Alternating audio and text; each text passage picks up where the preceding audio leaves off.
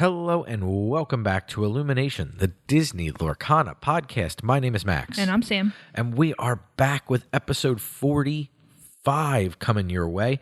This episode is the Blurple-isode. We are talking nothing but Blurple during this episode. Good news for those of you who don't like Blurple. We are also talking about how to ready and shore up your match against Blurple as well. So this isn't going to be all Blurple love. It's just going to be all circling around Blurple in general. The reason we want to talk about this is because if you listen to the last episode, you would have heard that Cliff, Sam, and myself all really like playing Blurple. So we wanted to talk about it in tandem with the fact that in a lot of current tournaments, Blurple is putting up a massive amount of players into the top 8. So its conversion isn't always fantastic, right? Like it's not always going top 4 and then winning, but it often is, and it's often representing nearly 50% or better of a lot of the higher cuts in these particular larger tournaments. So we think it's warranted both to talk about if you want to up your game or get into Blurple, or if you simply want to do a better job at regularly dispatching Blurple. So that's the goal of the episode today. Sam, tell us a little bit about Blurple. What is it trying to do? We're trying to draw a bunch of cards with Dumbo, with Genie, with Finders Keepers, or Second Star to the right, whichever you prefer, or maybe a combination of both, and just over time win and get to 20. And how do we do that? By questing. And before that? Drawing cards. And before that? Stopping your opponent. And before that? The most important thing we do, the one thing you can't keep a hand if it doesn't have. Ramp. Yes. Sam danced around it. I did. You ramp and then do all of the other stuff that Sam mentioned. Forgot step 1. Yeah, step 1, ramp. So that is what the Blurple deck is trying to do. And Sam's absolutely right. We're trying to gain card advantage. We are trying to add very well-statted and high-questing characters to the board while maintaining card advantage in the game. It just lets us continue to answer threats, add to the board, and keep our options open while moving ever closer to getting 20 lore. So it's a very oppressive deck. It does exactly what Amethyst wants to do very fast. It does it above schedule because we're ramping a lot of the time. So that is the goal of Blurple. And breaking it down, Blurple's kind of gained its foundation, right? You're going to play 8 ramp spells. Some people play more. Minimally, you're playing 4 Tipo, 4 Sail the Azurite Sea. You're going to play some amount of 1-drops. Likely, you're going to be playing Basil in most lists. You're going to see some lists playing the Royal Guard, which is the octopus. Good job. And you'll also see lists playing Rafiki as their 1-drop of choice. Some will play neither. Some will play 3 of those things. Some will play up to 4 of those things. It's rare to see more than Basil plus one of those cards in number 4. It's like rare to see like 6 plus Basil or something like that. It's usually 6. It's usually 4 to 6 1-drop slots. Some people will go as far as 8 in a lot of cases, depending on how much you think your meta is going to be more aggressively slanted. Then from there, you're going to play Genie on 4. You're going to play some number of Iago, most likely. You're going to be playing Elsa, Fist Spirit. You're going to be playing Belle, Accomplished Mystic. You're going to be playing Dumbo, of course. You're going to be playing... what else is there on 5 that I'm not thinking of? Anything? You got both on 5, but you did miss the elephant. Madam Mim Elephant, yes, kind of a staple here. We also see on the 6, we've been seeing some flexibility with what gets played. Depends on your style. but largely you're going to have some kind of a 6-drop, preferably a 6-drop that can deal with evasive threats to help you in the mirrors or similar situations. Then you're going to move into Hades, of course, got to have Hades. Then you're either going to be playing Elsa or you're going to be playing Monstro. Then from there, there's a mix of card advantage-y things, Finders Keepers, Second Star to the Right. You could be playing Ancestral Visions, Develop Your Brain. There are a lot of options, even some dig a little deeper in there from time to time. Ancestral Visions? Visions of the future. What is that? Visions of the future. Ancestral Vision. It's Ancestral Recall, but it's got suspend. I didn't know if that was an accident or No. No, it's not an accident. That's a magic card. Okay. But yes. Yeah. What is it? Visions of the Future? Yes. Okay. That card. So that one. I've been playing a lot of cube drafts, so forgive me. I've been playing a lot more Magic. But that is what we're trying to do. There are flex slots in Blurple. Generally, there's about 8 of them that you can use to move some things around. You might be able to squeeze a couple more drops out of that if you need to. But you're looking at on 6, TikTok can be a flex slot. Mm-hmm. On 4, Scrooge McDuck. I think it's Antiquity Aficionado or Antiques Aficionado, something like that. And that is a flex slot. The 1-drop of Royal Guard or Rafiki can be a flex slot. You can choose in that spot to play something like Develop instead if you want to have a better match into the mirror. You can instead play the 1-drop if you want a better match into your Amber Steel or your Amethyst Steel decks. Just depends on kind of flavor to taste. You can do a lot of different things. We're going to start to break it down a little bit here. So we'll start with the mirror match meta. If you feel like your meta is a lot of Blurple and you want to jump in and fight Blurple with Blurple, there's a few cards that I recommend that you have in your deck. Second Star to the Right is probably the most critical piece in the mirror. The negative is it has very diminishing returns when we move outside of the mirror. This card can be a liability in certain matchups that's not the mirror. Against the Emerald Sapphire builds, it can be really, really bad for you because it can just sit there or you have to fire it off and then they declare a bell. So it can be a liability there. It can be just expensive and you're never going to have time to sing together against the aggressive deck. So it's just dead in your hand. But we do play Tipo. And Tipo isn't going anywhere, and Tipo can kind of hide your sins a little bit and put your second stars into your inkwell. The other big get for the mirror match is TikTok for 7 for 6 with evasive quest for 1. That's its abilities. That's it. It's a common. Mm-hmm. And this card does a lot of heavy lifting in the mirror to be able to take out a lot of your genies, your Dumbos, and still live to tell the tale. Have some damage counters on it to throw around with a bell. It can really help it can help get the board back to parity.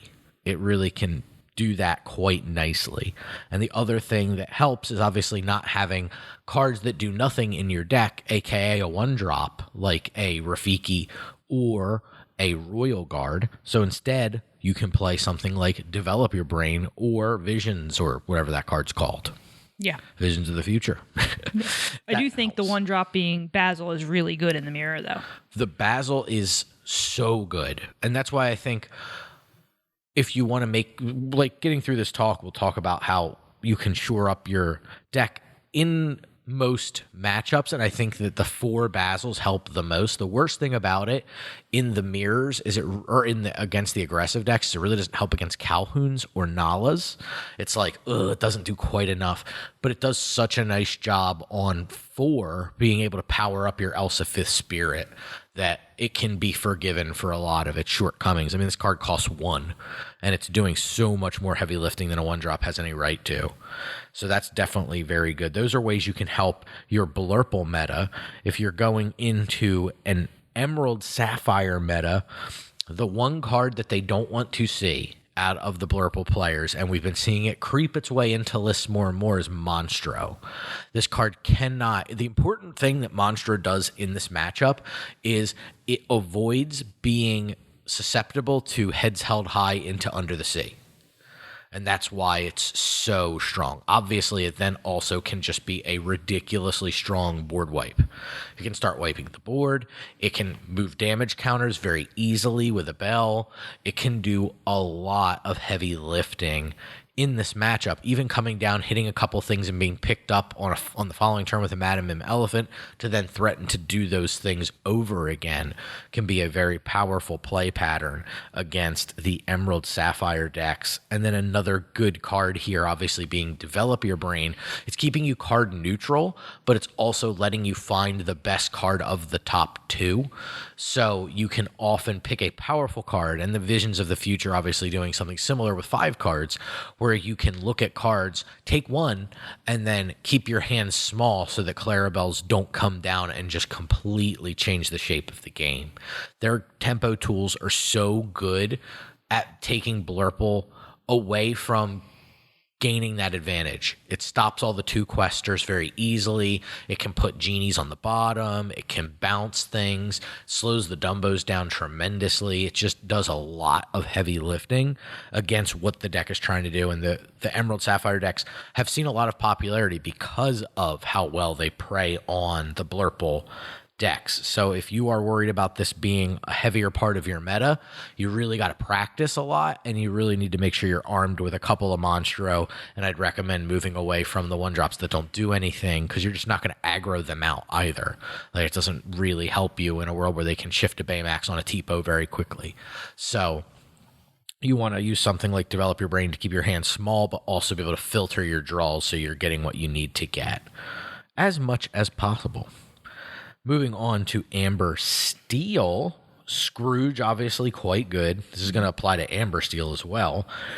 Also, your 1-drops really shine here. So this is the reason we put these things in the deck here, right? That's what we're talking about, is these tend to be very, very good in that matchup. So I think that you really want to make sure that is on your mind. And there is a card. This is the spice. This is why you pay nothing. You don't pay anything, but this is why, if you had to pay, you would, for these trade secrets that you get from this podcast. In this case, I'm going to let you all in on the super secret tech that's been just overperforming for our team in testing. And that card is Magical Maneuver. This card is extremely potent. Sam, what is Magical Maneuvers? Magical Maneuvers is an action where it costs 2, it's inkable, and you bounce one of your characters and exert one opposing character. Yes, it's a 2-drop action. It is inkable. It's not a song, so it doesn't get caught up by Ursula or anything. It lets you exert an opposing character, and then you get to return one of your characters back. Or you can exert any character. It does not have to strictly be an opposing character, okay, which is important because sometimes you don't want to target. Sometimes it's really potent when your opponent has an Iago out, because it does choose any character, and then you get to simply return a character to your hand, which in Blurple is a pretty significant advantage when so many cards do something when they come into play. Mm-hmm.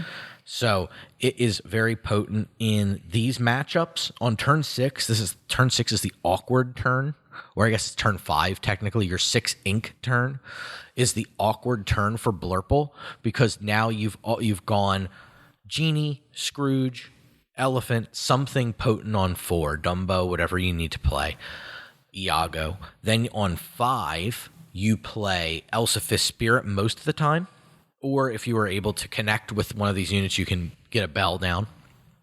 And then you go into your next turn here on your 6th ink, and it's like, this is the first really critical decision point. If everything's gone smoothly for your hand up to this point, this is the I need to think about this. This is, okay, Elsa and Genie got to take out an opposing Genie, and so now it makes a lot of sense to play a bell and put damage counters on something.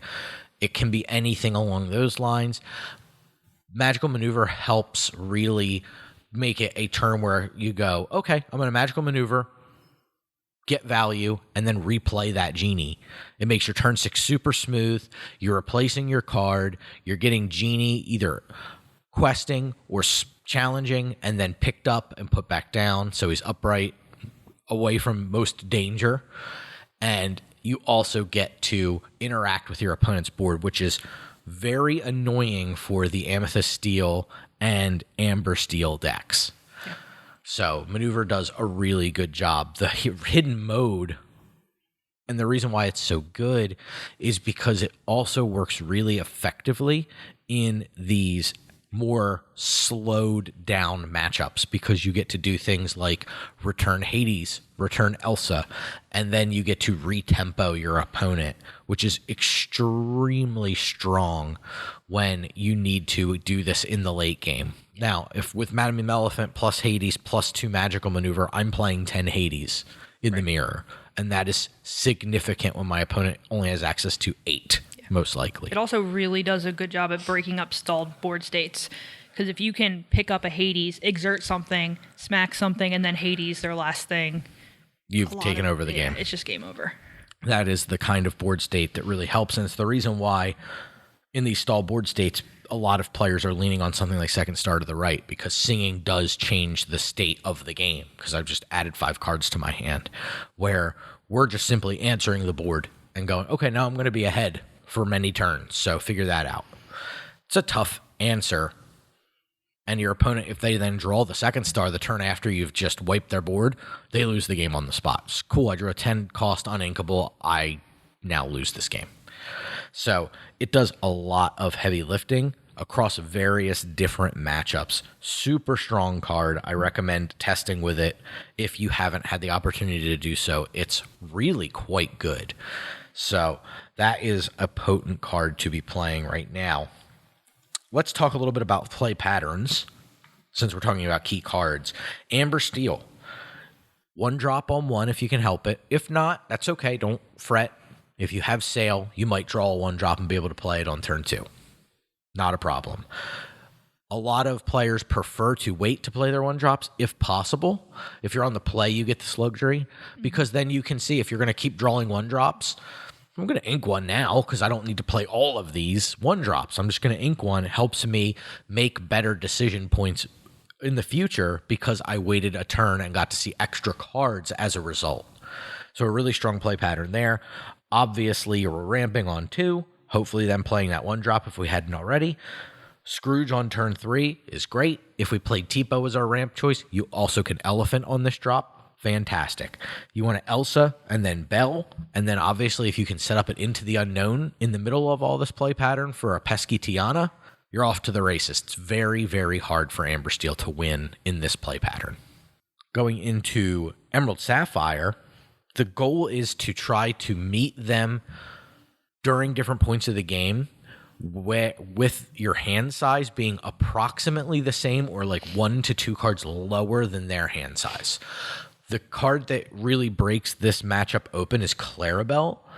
So you want to try your best to play around Clarabelle as much as you can. So being able to answer a Clarabelle, they won't turn the Clarabelle sideways. They just will not do it, because then they make themselves susceptible to you opening up with something to hit the Clarabelle. So they won't do that. So it's really hard for you and awkward for you to be able to answer a Clarabelle. And it gets even worse if they play a Clarabelle 1 drop and Clarabelle 3 drop, because then even if you went first, you can take care of one of them, but you're likely not going to be able to take care of both of them. That becomes very daunting. So that's really the card you have to watch out for. So the best way to play around it is to try to keep your hand at relative parity with them. This is hard to do because they also play cards like Mother Knows Best and You're Welcome to make your hand grow in size. So that's why I say you want to play 1 to 2 cards under what they have in hand. So if they have 3, you want to have 1. If they have 4, you want to have 2. It's really important to try to do that as best you can. The other thing you want to do is try to leverage things that quest quickly. Scrooge is actually kind of good in this match because it's annoyingly statted and it can quest very quickly. So those are things that can really help you stay on point against this particular deck. Obviously, answering a Clarabelle is fantastic. If you're on the play and they only have a 1-drop Clarabelle and you just get to Elsa and take it out the turn before they get to shift, golden. By the time they play the big one, you have Hades. Exactly. You have a quick answer and you're trying to keep your hand low. Don't be afraid to use your T-pose smartly in this match. You would much rather have ink than you would have cards sitting in your hand waiting to be played, because if they play Bend to My Will, you're in a really bad position. So just keep that in mind as you navigate. It's about smartly allocating your resources. This is the matchup where if you are playing second star to the right, you're going to hate it because you just never want to deploy this card ever. Yeah. Maybe if you draw it with like 9 cards left in your deck, it's okay. Yeah. But I it's think bad, largely. I think another thing is just like paying attention to your strength on board because of Under the Sea. So if you can play characters that don't get under the seed, it definitely is helpful. Yes, this is why a lot of decks are leaning into Monstro as a piece of technology because it's the rest of your deck. I got bad news for you. If they have heads held high, it's all going. Yeah, if they have head held high, it's very hard to play around it. But I always try to at least play around just the one. Yes, you kind of have to play to the board because you have to quest, and you kind of have to just shrug and go, listen, if you got it, you got it. But that's why keeping your hand low is so critical because their card draw is largely based on you having cards. So you need to play a little bit differently. Turbo ramping, things like that can really help. Iago is really good in this match because they just don't have a lot of tools that effectively answer it. The vast majority of them are not playing Heffalumps and Woozles, so you don't have to really worry about a lot of things answering your Iago easily, and he's an annoying unit for them to have to handle. Moving on to Amethyst Steel, if you can cast Magical Maneuvers on 6 with a decent on your 6th ink turn 5, with a decent board, you basically got them cooked. It's really hard for them to come back. There's been several times where I play maneuvers on 4 ink as well. Like if I don't have a great 4-drop, playing that on 4 ink and being able to get rid of like an illusion character on 1 plus their other character has been like backbreaking for that deck. Yeah, definitely. So that can be a big key. In the mirror, you have to really practice this a lot. You have to know your play draw matchup. You have to understand the role that cards like Iago. I know a lot of people do not like Iago because of how fragile it is. It's in here for you being on the draw in the mirror a lot of time. Yes, there's Hypnotic Strength in the mirrors, but they have to take their next turn off in order to Hypnotic Strength your Iago. They're taking they can't do anything else. There's no other play they get to make. They could Into the Unknown if you happen to have something exerted. That's the other play they have to make. Unless, I guess you could self-ramp. That'd be a weird thing to try, but you could do it. But that's really all they have on 3 to be able to follow up. It's another reason why a card like Magical Maneuvers can help make things a little less awkward. On that 5th ink turn. So definitely things to keep in mind. It's a very rehearsed match, but you have to know what to do. You have to know the lines.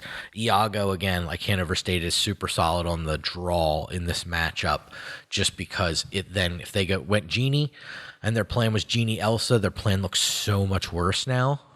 So keeping those things in mind, learning all of the interactions that are favorable. Just remember, it's about card value. If they are going down cards to deal with your cards, that is not a problem. If they Hades something that you played, like a TikTok, and then open themselves up to getting Hades'd, that's really good for you. If you're the first one to Hades, it usually means you're conceding that you're in a losing position, and you're just kind of hoping your opponent doesn't have it, which is sometimes the correct play, like, don't get me wrong. But if you get your Hades'd, you're in a losing position from there. Yeah, one of the things I've learned related to that as I've been playing it more and more is if you don't have to Hades, don't. Like, right. There's so many other options with moving damage or using magical maneuvers, Elsa, anything like that. Just try to hang on to them as long as you can, even if you have several in your hand. Yes, this goes very much back to a Ruby Amethyst lesson that we learned when we were practicing and getting good with that particular one. And it was, you don't want to be prepared. Be prepared always should be plan Z. And Hades is not, he's a little bit different because of other cards, and the ability to be picked up and things like that. But Hades is often the thing you want to be doing last. But again, Magical Maneuver, I'll keep coming back to that card and shining a lantern on it because that lets me Hades, Magical Maneuver, and pick up that Hades very quickly. That's turn 8. My opponents can't do that because they're waiting for their elephants to be able to do that. Mm-hmm. So that puts me in a position of strength where I can go, I sniped your Hades and I re-secured my Hades. That's a big deal. And probably took something else out. Right. Now I still have access to 4 Hades. You have access to 3 over the course of the rest of this longer game. That's an important metric to understand. So definitely worth practicing. So let's get into wrapping up the episode, because I did promise everybody that we would go over some cards that we hate to see as Blurple players. And I want to go over some of those cards, because if you hate Blurple and you just want to beat Blurple, I don't want this episode to not be for you. So you're welcome in advance. Sam, what are some cards you hate to see when you're playing Blurple? I think cards with a 1/4 stat line. One of your favorite Amethyst cards of recent printing has a 1/4 stat line. It happens to also Quest for 2 sometimes. Yeah, Timothy Q. Mouse. Timothy Q. Mouse. If they go Palace Guard into Timothy Q. Mouse, that is a rough play line for Blurple to deal with. You're really hoping that the Amethyst Steel players have started to move away from the more aggressively fronted play pattern of 1/4 into 1/4. Your fingers are crossed that that's the case. Mm-hmm. Because if they're playing that way, it's so much willpower. How am I supposed to dispatch all of that? Yep. Makes it extremely daunting. A lot of those decks have moved into playing a couple copies of Hypnotic Strength now, so they can clock your Iago, which is usually one of the best tools you have to fight against early threats, because that Iago just chews up every single one of their characters with no problem. So that becomes really daunting. TikTok actually can pay off pretty well in this match if you can get it down quickly. Just depends. If you're on like a weird double ramp plan, you might be able to get there.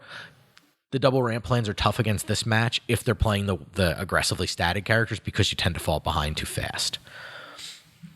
Similarly, I think that there are cards that out of other decks that become really, really troublesome.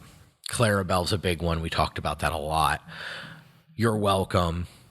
Mother Knows Best. Like, these tempo-y cards tend to be really, really backbreaking, because you don't want them back in your hand. Like, you're playing one card a turn for so many turns with Blurple. Like, there's only a couple turns where you really get to break serve and do two cards in a turn, which is turn 2 when you make an extra one drop off of sale, and then you typically don't get to make another one again until usually your 6th ink turn. And that's why, again, I keep highlighting Magical Maneuvers, because now I get to do 2 things. A 4-drop plus a 2-drop is very strong, and they're both board impactful, so it helps break up some of the really, really strong stuff that you don't want to see. I think another really rough card to see early is Rhino Shift. You really don't want a shifted Rhino. I don't want Into the Unknown, that 2-card combo. I don't want that ever. Similarly, Clarabelle has that same problem. Even on the 5th ink, I do not want the one thing I don't want my Emerald Sapphire opponents to be doing is ramping, and I don't want them at more ink than me. And if they can quickly get to more ink because I'm just giving them free ink, it's really rough, and they can get ahead very quickly when that happens. So it's a card I don't want to see. Obviously, Bend to My Will, it's a card I really, really don't want to see, because I need my hand. I just need it. Yeah. I need to add things to the board that also fill my hand. That's kind of what I'm doing. That's the business I'm in. So I don't want something to break that up. That can be extremely daunting. I think that there are certain things in the mirror. TikTok becomes really rough. Second Star to the Right becomes really rough. Those are things I don't want to see. So I think that if you're careful and you're prioritizing, there's no deck that can't deal with this deck, which is why I think the meta is in a reasonably healthy spot. If you don't like any of the decks that are really popular right now, I would find that surprising, just because I think there's something that mostly matches what people do like to tend to do in the game for the most part. We've seen highlights of everything. The one big thing is just not that hardcore Ruby Sapphire control. We don't have that kind of a deck right now, but I think that there are a lot of things that you can play that really help you break up what Blurple is trying to do. Like, I don't think it's one deck. I think Amber Steel is a match that I'm always afraid to lose the die roll against, because it's just very hard to beat when I'm on the draw. On the play, it's still daunting, but sometimes I can get ahead enough that I can maintain control of the board. The Amethyst Steel decks, it can go either way. If they have a well-timed strength after an aggressive curve of high willpower characters, it's hard to get back because you just lack punching power, especially if you don't have a first or second turn Basil out. So that can get really daunting. Right now, it's just a tough meta because you don't know what you are playing, so you need to have a little bit of seasoning for as much as possible, which is why a card that can transcend and have an important role in multiple different matchups becomes so important. So it just keeps lining. So that's why the core of this deck has stayed the same. That's why we keep re-highlighting Magical Maneuver. It's a card that really, its cost on board of making you return a character to your hand is usually a benefit more than it's a drawback.